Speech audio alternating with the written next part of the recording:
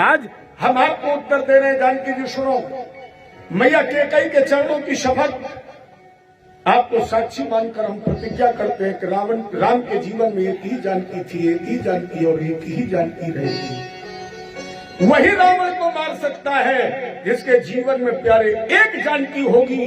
मेरे कहने का मतलब, अगर तेरे जीवन में एक जानकी रहेगी तो तेरा चरित्र बल हमेशा मजबूत रहेगा, फिर दशानन भी तुम्हारा कुछ बिगाड़ नहीं पाएगा। ये तीसरी बीमारी, 88 वर्ष की उम्र व्यतीत कर दी, 9 पुत्र पैदा हो गए, पूर्व जन्म के संस्कार जागे, संत का दर्शन हो गया। संत ने कहा अब की जो तेरे बेटा हो उसका नाम तुम नारायण रख देना। क्यों नारायण नाम ले दिया? अब जरा मानस को देख लीजिए, क्यों नारायण नाम दिया?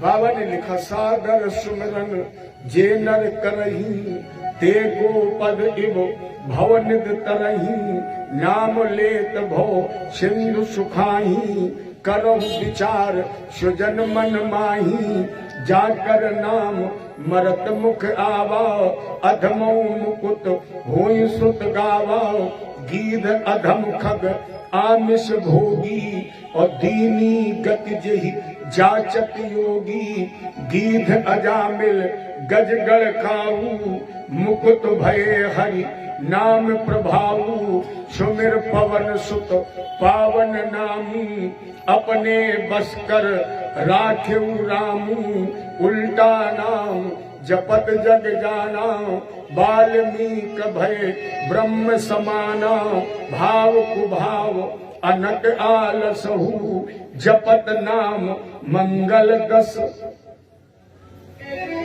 करीब 42-44 चौपाइयां हैं और इनका सार क्या है? सारे वृथा जाए तन जन सभी, भैया वृथा जाए धन धाम, अब वृथा न जाता है कभी नारायण का। भगवान का नाम कभी बेकार नहीं जाता है, सब बेकार समझ है। दाता एक राम, दाता एक राम, भिखारी सारी दुनिया, भिखारी सारी दुनिया, दाता एक राम, भिखारी सारी दुनिया, दाता एक राम, भिखारी सारी दुनिया, भिखारी सारी दुनिया, दाता एक राम, एक देवता पुजारी सारी दुनिया, दाता एक देवता पुजारी सारी दुनिया, दाता एक राम।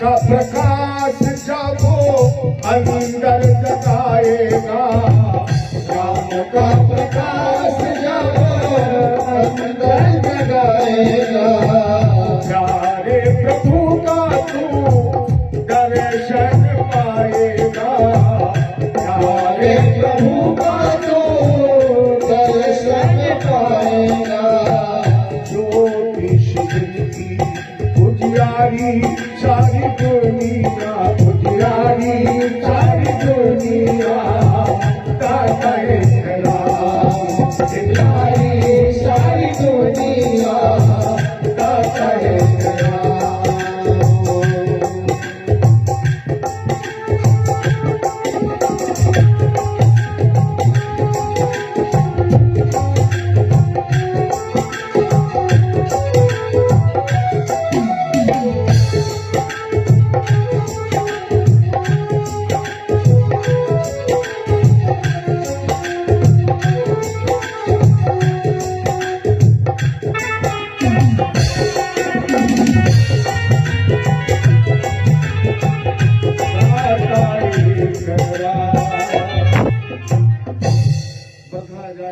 रंजन सभी, इसलिए महात्माओं ने दे दिया अजामिल को नारायण का नाम।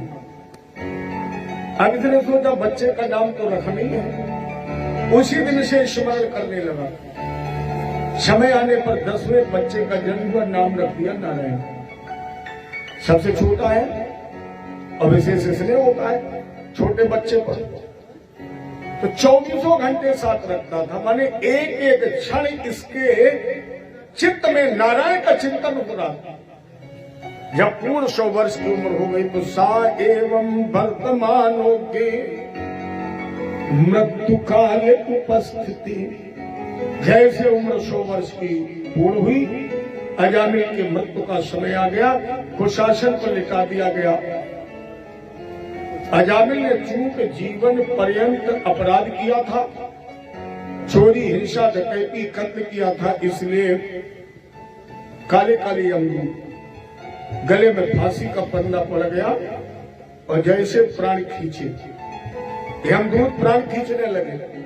अब इसके तो चित्त में केवल नारायण था, इन्हें जैसे प्राण खींचे तो मतिम चकार तनये बाले नारायणे भई, इसका मन अपने आप नारायण में पहुंच गया। क्यों? इसने सोचा जब मुझे भय लग रहा है यमदूतों को देखकर तो मेरा बच्चा तो छोटा है, अगर काले काले यमदूतों को देख लेगा तो भयभीत हो जाएगा, इसलिए दूरे और दूर चले जाओ। नारायण दूरे क्रीडना का सत्यम पुत्रम नारायणम भयम, और दूर चले जाओ। दूसरा झटका लगा, तीसरा लगने जा रहा था, तीसरे में ही प्राण निकलेंगे। तीसरा झटका लगने जा रहा था, अजामिल ने दोनों हाथ उठाए, आवाज लगाई, नारायण। क्या है गजब की करुणा उसकी। कौन था पापी अजामिल का सहारा, सोचिए। व्यवहार उसकी देह ने जो था किया सो देखिए। कौन किसका है जहां में खोल आंखें देखिए, लेकिन नाम नारायण सुना तो खोल निज द्वारी दिए। भगवान ने नारायण नाम सुना तो अपने दरवाजे खोल दिए। यमदूत प्राण खींच रहे तो भगवान विष्णु के दूत पहुंच के छोड़ दो, भगवान के नाम जाएगा। यमदूत बोले तुमने जीवन पर पाप किया है। भगवान के दूत बोले तुम जानते हो धर्म अधर्म क्या है, तुम्हें पता है? और अगर तुम जानते हो तो बताइए। यूमं वा धर्म राजस्य यत् निर्देश कारिणम, तुम अपने स्वामी धर्मराज के निर्देश का पालन तो कर रहे हो, लेकिन ब्रूत धर्मस्य नरस्तत्व, अरे बताओ धर्म की परिभाषा क्या है? धर्म का विवेचन किससे होता है? जैसे इतने लोग यहाँ बैठे मेरे समय, कोई ये पूछ दे कि आप इस कथा को सुन रहे हैं, ये धर्म है कि अधर्म है, क्या दोगे उत्तर? धर्म। अगर आपसे ये पूछ दिया जाए कि ये धर्म है, तुम्हें कैसे पता है? तो यही तो कहोगे कि हमारे माता पिता ने बताया है, हमारे गुरुजनों ने बताया है, हमें रामायण से शिक्षा मिली है, माने हमें वेदों से ये ज्ञान मिला है कि भगवान की कथा सुनना धर्म है, और अगर उसमें लिखा होता ये अधर्म है तो हमें पढ़ाया जाता। अर्थात जो हम इस समय कर रहे ये धर्म है, इसका ज्ञान हमें वेदों से हुआ है। वेद धर्म और अधर्म की परिभाषा करता है। अब ये बताओ वेद रूप किसका है? वेद स्वरूप नारायण। वेद किसका स्वरूप है? नारायण का। और नारायण स्वरूप वेद, वेद स्वरूप नारायण और नारायण स्वरूप वेद। जब वेद स्वरूप नारायण है तो केवल इतना बता दो ये नाम किसका ले रहा था? अभी क्या बोल रहा था? नारायण। और जिसने नारायण नाम का उच्चारण कर दिया वो तो वेद स्वरूप हो गया। मेरे कहने का मतलब इस प्रसंग के द्वारा सुखदेव जी ये सिद्ध करने जा रहे हैं कि अगर आज तक आपने अपराध किया है उसका प्रायश्चित कर ले, और प्रायश्चित करके जब भी आपको समय मिले, अपने यहाँ पे यही एक विशेष बात है, अगर आपके पास ज्यादा समय नहीं है तो आप थोड़ा ही भजन करें, और 4 जगह को हम आपको ऐसी बता रहे हैं जो बिल्कुल फुर्सत की भजन हो जाएगा। अगर आप समय निकाल कर पूजा नहीं करना चाहते हैं मत करो। हम आपको बिल्कुल फ्री के 4 ऐसे समय बताएंगे जिसमें कोई दूसरा काम आप कर ही नहीं सकते, भजन कर लो। उसमें पहला काम, जैसे आपकी चारपाई पर आंख खुले, एकदम कोई काम तो नहीं करने लगता है, जैसे आंख खुले, ज्यादा नहीं कर सकते हो तो यही गा लो, हरे राम राम राम हरे हरे, हरे कृष्ण कृष्ण कृष्ण। 6 मिनट लग जाएंगे। 6 मिनट के पहले कोई काम नहीं होगा, भजन कर लो, लग जाओ घर में काम में, कोई दिक्कत नहीं। इसके बाद दूसरा भजन कब करो? जब नहाने चलो। अच्छा, नहाने समय कोई दूसरा काम होता है? नहाते जाओ और भगवान का भजन करते जाओ। मेरी समझ में है 6 मिनट से किसी को कम लगेंगे भी नहीं। 6 मिनट कम से कम। अरे बाल्टी भरोगे ना टोटी से, बाल्टी भरना शुरू करो, भजन शुरू करो, कपड़े धोते जाओ, भजन करते जाओ। ये दूसरा भजन हो जाएगा, कोई दूसरा काम नहीं हो सकता है। तीसरा भजन, जब भोजन बन जाए। हालांकि अपने यहाँ की माताएं तो पहले जब भोजन बनाती थी तो भी भजन करती थी। वो माताएं जानती होंगी जो चक्की पीसा करती थी, मुझे याद है। अब तो माता जी के उसी भजन को सुन के कथावाचक बन गए। क्योंकि हमारी माता जी जब चक्की पीसती थी तो एक गीत गाती थी, अरे हमने आंगन नहीं बुहारा, चक्की भी चलती थी। कैसे आएंगे भगवान, कैसे आएंगे। पहले माताएं आटा मारती थी तो भी गीत गाती, भजन करती, रोटी बनाती थी तो भी भजन। अब तो सारे नियम उल्टे हो गए ना, सब कुछ बदल गया। जानते हो क्या बदला है? पहले घर की महिलाएं भोजन बनाती थी और नाचने वाली किराए पर बुलाई जाती थी। अब रोटी बनाने वाली किराए पर और घर की महिलाएं सड़क पर। तुम नाचो, परिवार में प्रेम रहेगा। किराए की बनी हुई रोटी खाओगे, प्यार रहेगा। परिवार अलग अलग क्यों हो रहे हैं?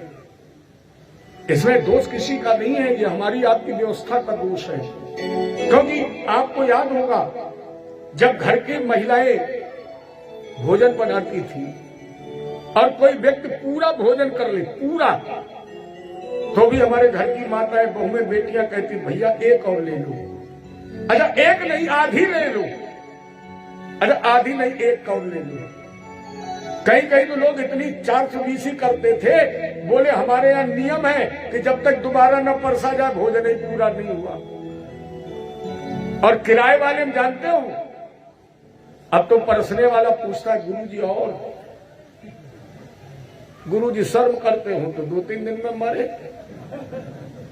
हम बताएं सही, लखनऊ में गया कथा, लखनऊ और बढ़िया शहर, अपने प्रदेश की राजधानी, बढ़िया डनलप के गद्दे पर बैठा। शिष्य ने बड़ा सुंदर स्वागत किया, बैठाला, पैर वैर धोए और बोले गुरुजी ठंडा चलेगा कि गर्म? अब हम मर गए। अब हम ठंडा कहें कि गर्म? लेकिन हम भी गब्बर पंडित हैं। हमने कहा भैया एक काम करो। बोले बताओ गुरुजी, हमने ठंडा और गर्म दोनों ले आओ, पहले ठंडा पी लेंगे बाद में गर्म पी लेंगे। क्या फैशन चल गया, ठंडा की गर्म, तुम्हारे पास जो है वो लाओ। इसके बाद हम भोजन करने बैठे तो बिटिया पहने 7 नंबर पैर में, लग रहा खाली है, चप्पल क्यों पहने हो? बोले गुरुजी डांट क्यों रहे हो? हमने कहा किचन वाली चप्पल है।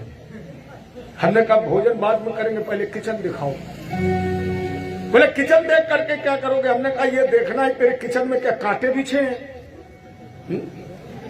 और अगर किचन वाली चप्पल पहननी है तो फिर मार्बल लगवाने से फायदा ही क्या है? चलो वो भी आई गई हो गई। 2 रोटी पहले रखी और फिर आई, बोले गुरुजी और? हमने कहा धर दो यहाँ प्लेट, जाओ, जब हम खा लेंगे बुला लेंगे तब खाली उठा ले जाना। क्या जब किराए पर भोजन बनाने वाला हमेशा एक मंत्र बोलता है, क्या? हे भगवान, हर व्यक्ति 1 रोटी कम खाए।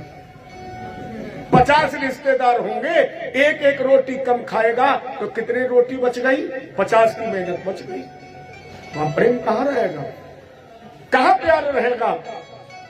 इसलिए आज एकांकी परिवार हो रहे, टूट रहे हैं, क्योंकि उसमें भगवान की भक्ति नहीं है, उसमें प्रेम ही नहीं है। वहां तो सारा खेल पैसे का है।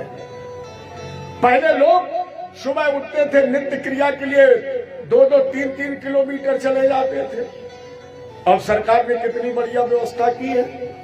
सुबह उठो, किचन के बगल में भोजन के लिए बोले चलो मैनपुरी चलते हैं। पहले लोग भोजन आंगन में करते थे, पवित्र होने के लिए खेतों में जाते थे। अब लोग किचन में जाते हैं और शाम के रेस्टोरेंट। हमारे नीलेश भैया ने भी एक दिन कहा, गुरु जी चलो चलिए मैनपुरी। हमने कहा मैनपुरी में क्यों चलोगे, सीधे सीधे लैंडमार्क चलो कानपुर। वो जमाना खत्म हो गया है। लेकिन अगर हम आप चाहें, कथा सुनने का मतलब इसे सुनो नहीं केवल। मैंने तो 2-4 साल से उद्देश्य बना रखा, कथा कम कहता हूं, मैं केवल जमीर जगाता हूं।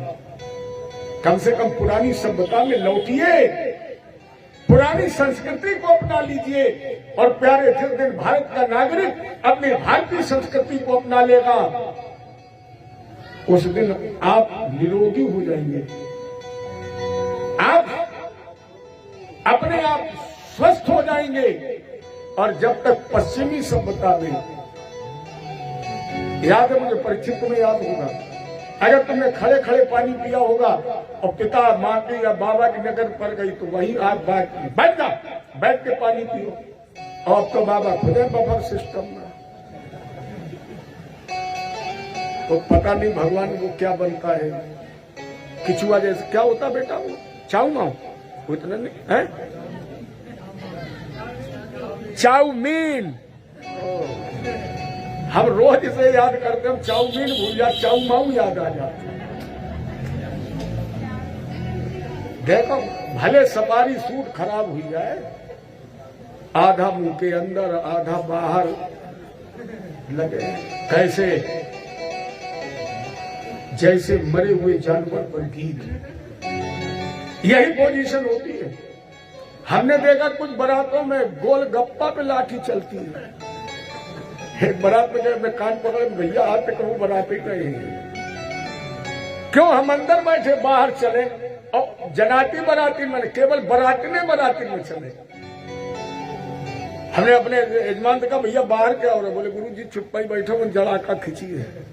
हमने कहा क्यों? बोले गोल गप्पा पे चल रही है। अरे हमने कहा रसमलाई रखी हो तो प्लेट में भर के मैं दो, हम खाए भर के सो खूब चला। क्या संस्कार बदल गए, क्या व्यवस्थाएं बदल गई। ये कथा इसीलिए कराई जाती है, ये ग्रंथों का पठन पाठन इसीलिए होता है कि तुम अपनी संस्कृति को मत भूलो, अपनी सभ्यता को मत भूलो। यही सब कुछ धर्म है। अजामिल ने अंत में भगवान का नाम गाया और भगवान के धाम चला गया। एक ही उपाय है, अपराध का प्रायश्चित, भगवान का नाम। 2 भजन हो गए। तीसरा भजन, जब आपको आदेश मिले भोजन तैयार है। एकदम तो कोई चौके में टूटता नहीं। पत्नी कहेगी आइए महाराज भोजन तैयार है, मां भी बुलाए बेटा भोजन तैयार। और जैसे आपको सूचना मिले भोजन तैयार, चौके की तरफ बढ़ते जाइए और गीत गाते जाइए, श्री राम जय राम। मेरी समझ में 2-4-6 मिनट तो लगी जाएंगे। और जब दुनिया के काम से फुर्सत हो जाए, शाम को जब सोने जाए, तो कोई ऐसा आदमी है जो जाते जाते सो जाएगा? मेरी समझ में 2-4-5 मिनट तो लगी जाएंगे। आप लेट जाइए मृत्यु आसन पर, बिल्कुल सावधान स्थिति, बिल्कुल सीधे सीधे मृत्यु आसन पर लेट जाइए और तब तक भगवान का भजन करिए जब तक तुम्हें नींद ना आ जाए। मैंने तुम्हें नींद कब आई है पता ही ना लगे। और मैंने तो ये खोज की है, जिसे नींद ना आने की बीमारी हो, गांठ बांध लीजिए, कल से आप अनुभव करके देखें। जिसे नींद ना आती हो, जो नींद की गोली खा करके भी ना नींद से ले पाता हो, वो केवल सोने से पहले रामायण पढ़ना शुरू कर दे। ज्यादा से ज्यादा 5 दो आप पढ़ पाओगे, अपने आप तुम्हें नींद आ जाएगी। माने ये बढ़िया दवा है, खाम में टेबलेट खाओ। अगर यहाँ भी भजन कीर्तन ना हो और तुम 2 मिनट की आंखें बंद करो, फिर देखो कैसे झूला से झूले। ये बीमार माने एक दवा है। अगर नींद नहीं आ रही है, आप भगवान की कथा सुनिए, भगवान की कथा गाइए, रामायण पढ़िए, रामायण सुनिए, अपने आप नींद आ जाएगी। ये 4 स्थान हमने आपको बगैर काम के बताए भजन के। और अगर 6-6 मिनट आपने 4 बार भजन कर लिया तो कल कितने मिनट हो गया है? 24। और दिन कितना होता है? 24 घंटे। 24 घंटे भजन कर लो, 24 मिनट भजन कर लो। भगवान कहते 24 घंटे तेरा कोई बाल बाका नहीं कर सकता है। केवल 24 मिनट हमें फुटकर दे दो। अगर 24 मिनट दे दोगे तो हम तुम्हें 24 घंटे देंगे। इससे बढ़िया और कोई नौकर हो सकता है? क्योंकि उसकी गारंटी है। अंग रक्षक की गोली तो हो सकता तुम्हारे लग जाए। जो तुमने अपने पैसे के बदौलत अपने बॉडीगार्ड रखे हैं, उनकी गारंटी है। उनकी दुआ की टेढ़ी हुई जाए, वही जुगाड़ लगा दे। लेकिन अगर मेरा प्रभु तुम्हारा बॉडीगार्ड बन गया तो उसका दावा है, जब तक मैं नहीं चाहूंगा तब तक पत्ता भी नहीं मिलेगा। क्योंकि तेरी सत्ता के बिना हे प्रभु मंगल मूल, पत्ता तक हिलता नहीं, खिले न एक। मूकम करोति वाचालम पंगुम लंघिते गिरं यत्कृपातहं वन्दे। अगर उसकी कृपा हो जाए, उसकी कृपा हुई है किस पर? आपने सुना होगा, एक दिव्यांग लड़की थी अरुणिमा। दिव्यांग लड़की थी अरुणिमा, जिसने हिमालय की सबसे ऊंची चोटी एवरेस्ट को फतेह कर दिया। किसने वहां तक पहुंचा दिया? गोविंद ने ही तो पहुंचाया है। क्योंकि राई ते पर्वत करे, पर्वत राई माई। राई से पर्वत, पर्वत से बुराई करता है। वे केवल उसी की शरण में रहो। ये अजामिल चरित्र से आपको शिक्षा मिलती है। राजन, इसके बाद मैंने तुम्हें एक नाम और दिया था प्राचीन वर्ग का, दोपहर की कथा में, जिनके पुत्र का नाम था प्रचेता। प्रचेता ने प्रजापति की पुत्री पंच से विवाह किया, जिनसे एक पुत्र पैदा हुआ था। नाम रखा गया था दक्ष। दक्ष 2 हुए हैं। एक तो ब्रह्मा के द्वारा दक्ष का जन्म हुआ, दूसरे दक्ष के हैं ध्रुव के वंश में, जिन्होंने अक्षनी से विवाह करके 60 कन्याएं पैदा की थी। 10,000 इनके हर्यस्व नामक पुत्र हुए। दक्ष ने अपने 10,000 पुत्रों से कहा कि तुम भी विवाह करो, संतान उत्पत्ति करो। और जब ये चले पिता का आदेश मानने के लिए, तो रास्ते में नारद जी मिल गए। इन बच्चों ने नारद जी को प्रणाम किया। नारद जी ने आशीर्वाद दिया, बेटा कहां जा रहे हो? बोले संतानों को उत्पत्ति करने में, माता पिता का आदेश है। नारद जी ने कहा माता पिता के आदेश का पालन करना चाहिए, लेकिन इसके पहले एक बात बताओ, तुमने कोई ऐसी नदी देखी है जो दोनों तरफ को बहती है? बड़े सुंदर 3 प्रश्न है नारद जी के। आपने अपने जीवन में कोई ऐसी नदी देखी है जो दोनों तरफ को बहती हो? आपने देखी? किसी नहीं देखी। कोई ऐसा हंस जो विचित्र भाषा बोलता हो? और तीसरा प्रश्न, कोई ऐसा घर जिसमें प्रवेश करने के बाद वापसी ना होती हो? बच्चे बोले गुरुजी ये तो हमने कहीं नहीं देखा। नारद जी ने कहा हम तुम्हें बता सकते, लेकिन शर्त है। क्या? बोले अगर उत्तर दे दे तो फिर तुम चेला बनना, हम गुरु बने, जो हम कहें वही करना। बच्चों ने कहा ठीक है। नारद जी ने कहा दोनों तरफ को बहने वाली नदी का नाम है माया। माया एक ऐसी नदी है जो दोनों तरफ को बहती है। विचित्र भाषा बोलने वाला हंस वेद है। वेद की भाषा को आज तक कोई नहीं समझ पाया। क्योंकि वेद का शब्दार्थ कुछ है, गूढ़ार्थ कुछ है, भावार्थ कुछ है। अलग अलग लोग अपना मत देते हैं, लेकिन इसका तथ्यार्थ क्या है ये किसी को पता नहीं है। वो घर जिसमें प्रवेश करने के बाद वापसी नहीं होती है, प्यारे उस घर का नाम है मुक्ति। जो मुक्ति रूपी घर में प्रवेश कर जाता है, फिर उसकी वापसी इस धराधाम पर नहीं होती है। बोले तो अब तुम गुरु हम चेला है। नारद जी ने कहा तो फिर भजन करो, छोड़ो दुनियादारी, भजन करो। तो 10,000 बच्चे भजन करने चले गए। दक्ष को पता लगा कि बाबा ने तो 10,000 बच्चे हमारे सब महात्मा बना दिए। इन्होंने 1,000 पुत्र शबलाशु नाम के और पैदा किए और वही फिर आदेश दिया। और जब वही आदेश लेकर जा रहे तो नारद जी फिर मिल गए और नारद जी ने यही 3 प्रश्न और उत्तर करके इन 1,000 बच्चों को भी महात्मा बना दिया। दक्ष ने कहा बाबा की चलेगी तो तुम ही रहेगी। इसलिए दक्ष ने श्राप दे दिया, बाबा श्राप, तुमने मेरे बच्चों को संत बना दिया, इसलिए तस्मा लोके सुते मूढ़म।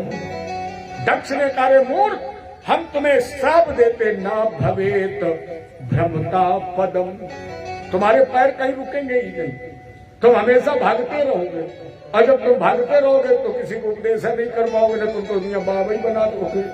तो नारद जी तभी से 24 घंटे भागने लगे। इनके जो 60 कन्याएं पैदा हुई थी, इनमें 10 कन्याएं धर्म के साथ ब्याही गई, 13 कन्याओं का विवाह कश्यप जी के साथ हुआ, 27 कन्याएं चंद्रमा के साथ ब्याही गई, 2 भूत के साथ ब्याही गई, 2 अंगिरा जी के साथ ब्याही गई, 4 कन्याएं इनकी काश्यप जी के साथ ब्याही गई। ताक्षरधारी काश्यप थे, इनके साथ ब्याही गई। तो राजन 7 कन्याओं में से जो 13 कन्याएं कश्यप जी के साथ ब्याही गई, इनमें एक पत्नी का नाम था अदिति, जिससे 12 पुत्र पैदा हुए। दूसरी पत्नी का नाम था दिति, जिससे 2 पुत्र पैदा हुए थे, हरणाक्ष और हिरण्यकश्यप। अदिति के 12 पुत्रों में एक पुत्र का नाम था त्वष्टा। त्वष्टा के 2 पुत्र पैदा हुए थे, शनवेश और विश्वरूप। जिस समय देवगुरु बृहस्पति नाराज हो गए तो विश्वरूप जी ही इनके गुरु बने। शिरांश 3 भाग, विश्वरूप के 3 सर थे, जिन्होंने इंद्र को नारायण कवच से सुरक्षित करके इंद्र को विजय दिलाई। सबको तो आनंद मिला, लेकिन इंद्र को फिर भी दुखी मिला है, क्योंकि इन्होंने विश्वरूप के सर काट दिए तो ब्रह्म हत्या प्रकट हो गई। ब्रह्म हत्या से बचने के लिए उत्तर पूर्व के कोने में मानसरोवर में कमल के नाल में 1000 वर्ष व्यतीत किया। इंद्राणी ने अपने गुरु जी का आह्वान किया और इंद्र को ब्रह्म हत्या से मुक्त कराया। वृत्तांत तो बहुत बड़ा है कि भगवान ने ब्रह्म हत्या से बचाने के लिए इंद्र को ब्रह्म हत्या के 4 भाग किए हैं। ब्रह्म हत्या का एक भाग भगवान ने वृक्षों को दिया है, पेड़ों को, जिसमें जो गांठ फटती है, या कभी कभी देखा होगा पानी टपकता है, गोंद निकलता है, ब्रह्म हत्या का स्वरूप है। भगवान ने वरदान दिया जब तक जल नहीं कटेगी तुम सूखोगे नहीं। ब्रह्म हत्या का दूसरा भाग भगवान ने जल को दिया, पानी। इसमें जो बुलबुला बनता है, जो फेना बनता है, ये ब्रह्म हत्या का स्वरूप है। भगवान ने वरदान दिया तुम्हारी कभी कमी नहीं होगी। ब्रह्म हत्या का तीसरा भाग भगवान ने माताओं को दिया, ये रजस्वला होती है, ब्रह्म हत्या का स्वरूप है। भगवान ने वरदान दिया इसी से तुम्हारे संतान पैदा होगी। ब्रह्म हत्या का चौथा भाग भगवान ने पृथ्वी को दिया है, इसमें जो ऊषर भूमि है ये ब्रह्म हत्या है। भगवान ने वरदान दिया तुम अपने आप समतल होती रहोगी। इसके बाद महात्मा दधीच ने अपनी अस्थियों का त्याग किया, जिससे बना वज्र, वज्र से बत्तासुर का हनन हुआ। लेकिन बत्तासुर है क्या? ये कहीं बात नहीं है। हमें आप में ही कोई न कोई बत्तासुर हो सकता है। कौन है बत्तासुर? परिचय उसका रामायण में है, शंकर जी ने दिया है। क्या कहा है? मान ही मात पिता नहीं देवा, माँ नहीं माँ,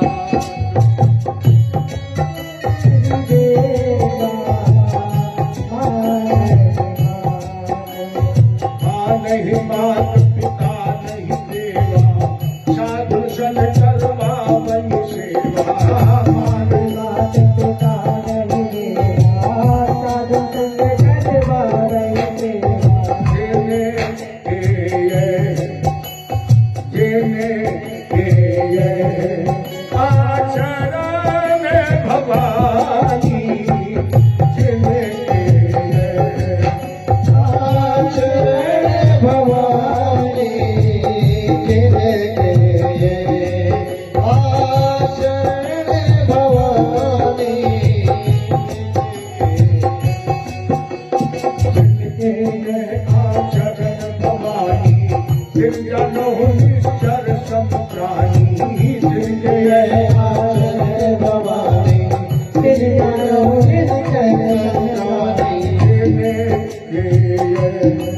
आचरण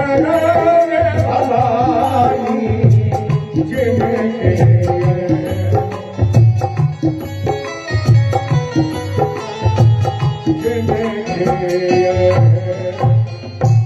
जिनके यह आचरण भवानी तिन जानो निश्चर सम। प्राणी वृत्तासुर का मतलब है जिसकी वृत्तियां हो गई हैं आसुरी, जिसकी वृत्तियां असुरों जैसी हो गई, जिसके आचरण असुरों जैसे हो गए। और उस आसुरी वृत्तियों को केवल मारा जा सकता है त्याग से। तो महात्मा दधीच की अस्थियों से वृत्तासुर की मृत्यु हुई। देखो महात्मा दधीच को भगवान शंकर का वरदान था, शिव समान दाता नहीं, ये तो आंख बंद करके देते हैं। महात्मा दधीच ने इस पृथ्वी पर सर्वप्रथम महामृत्युंजय मंत्र का अनुष्ठान किया। एक परम शिव भक्त थे महात्मा दधीच। शंकर जी ने महामृत्युंजय मंत्र से प्रसन्न होकर के कहा बेटा वर मांगो। महात्मा दधीच ने कहा मुझे वरदान दीजिए कि हमारी हड्डियों को भगवान विष्णु का चक्र भी न काट सके। ये वरदान था महात्मा दधीच को। इसीलिए महात्मा दधीच ने स्वतः अपनी अस्थियों का दान कर दिया, त्याग कर दिया। क्यों? हाथी ने के दातन शोखी। फिर एक बार निवेदन करूं, मनुष्य से पशु अच्छा है, मनुष्य से पशु अच्छा है, क्योंकि जिंदा में भी दूसरे का काम करता है, मरने के बाद भी कुछ ना कुछ परहित करके जाता है। और मनुष्य जिंदा में किसी दूसरे का करता है, अपना ही नहीं पूरा कर पाता, दूसरे का क्या करेगा? अपना ही पूरा नहीं कर पाता है। और अगर दूसरे का करेगा भी तो कभी अच्छा नहीं करेगा, बुरा ही करेगा। परमात्मा ने तुम्हें 3 मंजिल का महल दे दिया हो, पड़ोस में एक गरीब की झोपड़ी पड़ी है, तो झोपड़ी वाला 3 मंजिल बर्दाश्त कर लेगा, लेकिन 3 मंजिल वाला 24 घंटे गिनेगा कभी ये झोपड़िया में आग ही लगे। अब कुछ तो ऐसे होते हैं जो जिंदा में हरे और कब मरवे के बाद हट जाए। एक ऐसे महानुभाव थे, जब तक जिंदा रहे एक भी सुखी नहीं रहा। अब मरना तो इनको भी था। अब जब मरने लगे तो इन्हें मरने की चिंता नहीं थी। सोच रहे थे अगर हम मर गए, लड़के हमारे बहुत सीधे हैं, बच्चों से सब बदला लेंगे और ये सब सुखी हो जाएंगे, हम क्या करें? तो बुद्धि लगाई, बच्चों से कहा जब पूरे मोहल्ले वालों को ले आओ, कह देना पापा मर रहे। लड़का बोले काम बहुत अच्छे करेंगे, कोई है। लेकिन खैर पिताजी आपका आदेश। बच्चे गए, जितने बड़े बुजुर्ग थे सबके पैर छुए। अब बोले दादा हमने तो कोई अपराध किया नहीं है, वो हमारे पिताजी हैं, उनसे हम कह भी क्या सकते हैं। और आते तो छुट्टी है ही है, बिल्कुल अंतिम सांसें। बुलाया है आप लोगों को, क्षमा मांगना चाहते हैं। तो जितने जींस पैंट वाले थे बोले कल मरत हो अभय मर जाए, कभी स्वप्न में नहीं जाएंगे, नहीं जाएंगे। एक दादा बोले जरूर चलो। बच्चे बोले क्यों? बोले हम तुम नहीं गए, कहूं आत्मा भटक गई और बन गो भूत, बोले चलो। तो बेचारे पूरे गांव वाले इकट्ठे हो गए। अब जब गांव वाले इकट्ठे हो गए, बड़ी जोर से रोए, चिल्लाए, भैया हम नहीं जानते थे कि हमें एक दिन मरना है, अगर हम जानते होते कभी आपको परेशान नहीं करते। आज मुझे ज्ञान हुआ, अब कम से कम चैन से मर जाने दो। बताओ आप लोगों ने हमें क्षमा कर दिया। क्षमा कर दो, कम से कम प्राण तो निकल जाए। लोगों ने कहा अच्छा हम क्षमा कर रहे हैं, हमें कोई गिला शिकवा नहीं। बोले अगर शिकवा नहीं तो एक काम कर सकते हो। गांव वाले बोले हाँ कर देंगे। बोले जब हम मर जाएं और बच्चे हमारी अर्थी लेके चले तो 1.5 फुट का खूंटा हमारे पेट में ठोक देना। और मर गए। सेठ जी ने मरते टाइम कहा था 1.5 फुट का, जितने गुस्सा वाले हते नए वाले उन्हें 2.5 फुट का खूंटा बांध दिया ट्रैक्टर की ट्राली में, लेके चले और जैसे करेल चौराहे पे पहुंचे, दरोगा जी खड़े थे, मैं फोर्स के ट्रैक्टर देखा, बोले ड्राइवर रोको। ट्रैक्टर रुक गया। कहां जा रहे हो? बोले गंगा जी। क्यों? बोले हमारे पड़ोसी सेठ जी मर गए, इनकी चिता जलने जा रही है। दरोगा जी ने कह रहे अंधा समझे हो हमें? लोगों ने पूछा क्यों? बोले ये मर गए कि खूंटा ठोक के मार डाला है। चलो ट्रैक्टर ले चलो थाने।